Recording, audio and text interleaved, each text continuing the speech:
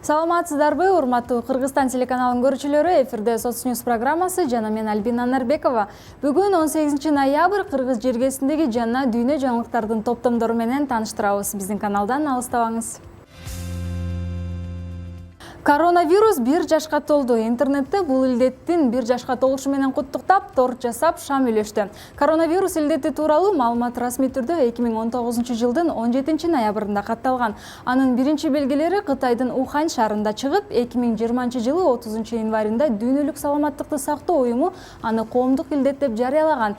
2020 жылдын ноябрь айына алынган маалыматтарга ылайык дүйнө жүзү боюнча 55,1 миллион учур катталган. 1,33 миллион адам көз жумса, 35,4 миллион адам айыккан. Ал эми бир сутка ичинде Кыргызстанда жаңы катталгандардын саны 425. Эмне демекчибиз, коронавирустун өмүрү кыска болсун. Президент Кыргызстандын жарандары тарабынан 5 жылга шайланат. Бир эле адам президент болуп 2 ирет шайланышы мүмкүн эмес деп жазылган. Баш мыйзамдын долбоорундагы 56-беренеде бирок жаңы конституциянын долбоорунда бир эле адамдын 5 жылдан 2 мөөнөткө шайланышы сунушталып жатат. Азыркы баш мыйзам боюнча мамлекетти башкарган адамдын бир гана жолу 6 жылга шайланары айтылган. Муну менен катар эле 10 январдагы мөөнөтүнүн мурда добуш берүүсүнүн аркасында мамлекеттин башынан келген адам жаңы конституциянын негизинде 6 жыл иштеши керектиги сунушталган. Бул 6 жылды башкаруу шайлоодогу биринчи мөөнөт катары эсептелмекчи. Ал эми бул конституция Кыргызстанды 20-30 жылга артка алып бара турган конституция болот деп билдирди Садык Шернияз. Дагы үстүнөн көзөмөл кылуу тоталитаризмдин, диктатуранын дагы бир механизми болуп калат сөзсүз түрдө.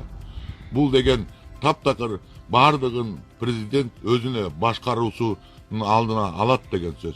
Бул деген толук президенттик диктатура, бул деген бир адамдын бардык бийлик үстүндө үстөмдүгү деген сөз. Сот боюнча таптакыр эчтеке жок. Сот ушул эле бойдон керек болсо ушудан жаман таризде иштейт. Демек биздин Кыргызстанда таптакыр акыйкат болбойт деген сөз. Демек биздин Кыргызстанда президент соттагы болот. Биздин президент мыйзам чыгаруу бийлигинин да үстөмдүгүн алат. Бардык тарапта президент өйдө болот. Голливуд актрисасы Анджелина Джоли мурунку күйөөсү Брэд Питт менен болгон сотунда утулуп калды. Бул тууралуу чет элдик басылмалар жазып чыгышты. Актриса Брэд Питттин адвокаты судья менен жакын ишкердик мамиледе болгонун айтып, соттун чечимине нааразычылыгын билдирген жана ажырашуу процессинен четтетүүнү талап кылган. Калифорниянын жогорку соту актёрдун адвокатынын 4 жылдан бери алып жүргөн ишин уланта берүүсүнө уруксат берген. Эскерте кетсек, ушул жылдын сентябрь айында Анджелина Джоли менен Брэд Питт ортосундагы тирешүү күчөгөн маалым болгон. Жылдыздар үй бүлөлүк дарыгерге барбай калышкан. Алар балдарга тиешелүү да жаңы чыр-чатактарды башташкан. Брэд Питт балдарга камкордукту бирдей бөлгүсү келсе, ал эми Анджелина Джоли балдарды Лос-Анджелестен алып кетүүнүн шартын айткан. Куштар жарышында биринчи келген көгүчкөн аукциондо 1,9 миллион сатылды. Бул тууралуу чет элдик басылмалар жазып чыгышты. Бельгиянын 76 жаштагы жашоочусу ден соолугу начарлап кеткендиктен ал куштар жарышын токтотуп, өзүнүн 400 канаттуусун сатууну чечкен. Алардын ичинде биринчи келген көгүчкөн аукциондо 1,9 миллион сатылган. Аны кытайлык жаран сатып алган. Аукцион 2 ноябрда башталып, 15 ноябрь күнү жабылган. Бирөө ичерге суу таппай жүрсө, бирөө кечээрге суу издеп жүрөт деген ушул окшобойбу? Индонезия мамлекети коомдук жайларда бет кап кийүү эрежесин бузгандарга катаал айып пул салат. Эгерде эрежени бузган жарандар айып пулду төлөй албаса, аларга карата таң калыштуу жазалар колдонулууда. Бул тууралуу чет элдик басылмалар жазып чыгышты. Маалыматка ылайык, аталган өлкөдө азыр коронавирус күч алып, эпидемиологиялык абал курч бойдон калууда. Коронавирус илдетине кабылгандардын саны 448 миңге жетип, ал эми каза болгондор 15 миңден ашкан. Ушуга байланыштуу эрежелерди жүзөгө ашыруу үчүн өлкө боюнча 340 миңге жакын аскерлер абалды жөнгө салууда.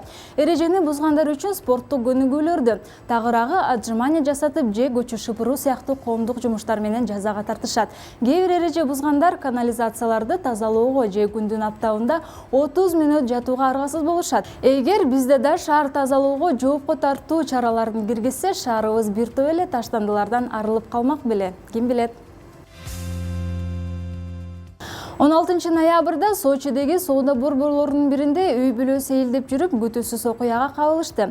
Ата-энеси кыз менен эскалатор аркылуу көтөрүлгөндө бала чалынып жыгылып, колу механикалык лентага кыпчылып калган. Маалыматка ылайык, соода борборунун меймандары жана күзөтчүлөрү жүрөк тезген ыйды жана кыйкырыкты угуп жардамга чуркашкан. Интернетте тараган видеодогу кадрда көрүнгөндө робот машинасын токтотуу үчүн бир топ киши механикалык тепкичке секирип токтотууга аракет кылышкан. Эркек кишилер күч менен силкип жатып, акыры эскалаторду токтотушуп, биргеликте наристенин колун сууруп чыгышкан.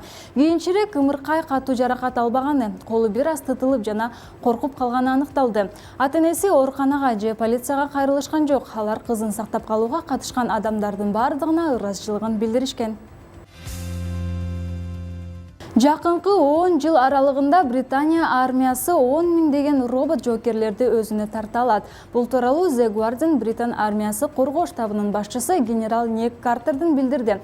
Роботтор жумушубузду уланта беришет. Британ куралдуу күчтөрүнүн өкүлдөрүнүн божомолуна ылайык, 2030 жылга чейин армиянын 25% роботтоштурулат. Генерал Ник Картер учуучу дрондор жана роботтор Улуу Британиянын аскер күчтөрүнүн кыйла бөлүгүн түзүшү мүмкүн деп божомолдоодо. Бул аскерлер алынгандардын азайышынын ордун толтурушу мүмкүн. Бирок ошол эле учурда Картер мындай армиянын жана робот согушунун келечеги бүдөмдүк экендигин мойнуна алат. Guardian газетасы 2030 жылдарга чейин роботтоштурулган армия реалдуулукка айланышы мүмкүн деп жазат. Менин оюмча, бизде 120 миң кишинин армиясы болушу мүмкүн. Анын 30 миңи роботтор болушу мүмкүн, деди Картер кийинчерээк ал божомолдоп гана жүргөнүн тактап. Guardian газетасы 2 мылтык менен куралданган И-9 дронун мисал келтирди. Бирок Картер өзүнүн божомолуна карабастан, робот аскерлери бар келечек бул эң кичинекей катадан улам кокустан согуш баштала турган келечек деп эсептейт. Бул тобокелдик жана биз аны билишибиз керек. Акылга сыйбаган көрүнүш. Социалдык тармактарда президенттик шайлоого талапкерлигин койгон Арстанбек Абдылдаевдин бир нече адамды бөлмөдө жаткырып алып, сыйынтып жаткан видеосу тарады. Ал кечээ өзүн Кудай деп жарыялаган болчу.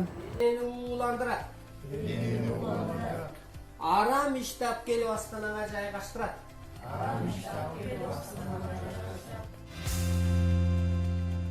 Интернетте Баймырза аталышы менен чыккан жергиликтүү өндүрүүчү санитардык талаптарды сактабаган шартта колбаса жасап жаткандыгы тууралуу таң калтырган видео пайда болду.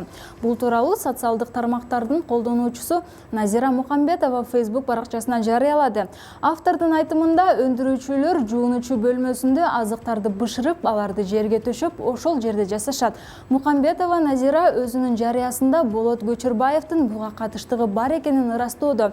Эгер анын коопсуздугу камсыздалса, анда ал ушул өндүрүүчүнүн так дарегин берүүгө даяр экендигин билдирген. Ушуну менен Соцньюз программасына бөлүнгөн жаңылыктардын топтому аягына келип жетти. Сиздер менен мен Альбина Нарбекова. Эфир аркылуу көрүшкөнчө саламатта туруңуздар.